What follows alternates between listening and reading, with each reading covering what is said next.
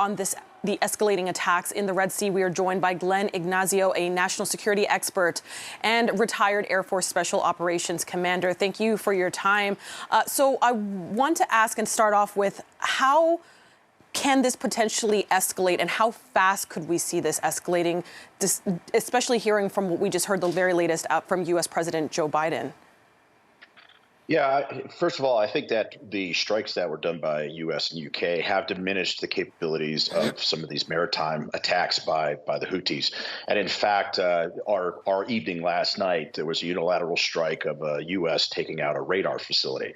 So that's good as far as taking care of the Houthis and their strikes against the maritime. But one of the things that this can do, okay, and Iran is behind this and very good at this, is galvanizing Hamas, Hezbollah, the Houthis, and any of the other factions in Iraq and Syria together against us. And that's our coalition. So that's one of the ways that this can spill over. It has sort of spilled over from the Israeli conflict because we've seen these attacks against ships, actually against U.S. naval ships and U.K. naval ships. Glenn, we know that right now, of course, this is essentially very unsettling times at the moment. So for Canada and other countries that are watching this unfold, how are they keeping a close eye on what's happening right now? Yeah, right now it's a monitoring after these particular strikes to try to diminish what the Houthis had for capabilities. The next thing is, what are they going to do? So not too long after that particular strike, they launched a missile at a ship, completely missed it. It was sort of just maybe a saving face kind of thing. But it's really to watch what they're going to do now, because their military force, or at least their supplies, have been diminished a little bit.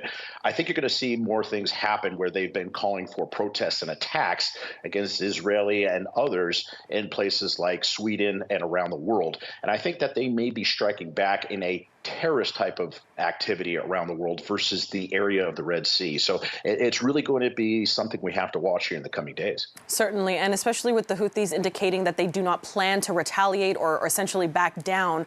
What could we see next, potentially coming from U.S. President Joe Biden and the U.S.?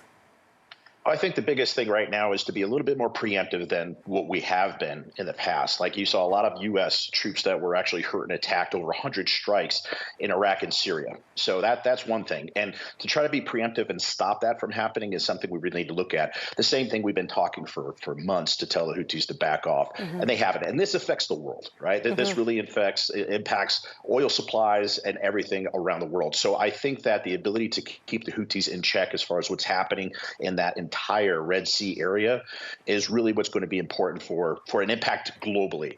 So I think that's what's going to be the thing, is to keep them in check there, because it does impact more than just the U.S. and the U.K. Certainly. And, we were showing footage, too, of the hundreds of thousands of citizens there in Yemen who went to the streets to protest this. And so it's possible that we could continue to see ongoing protests moving forward.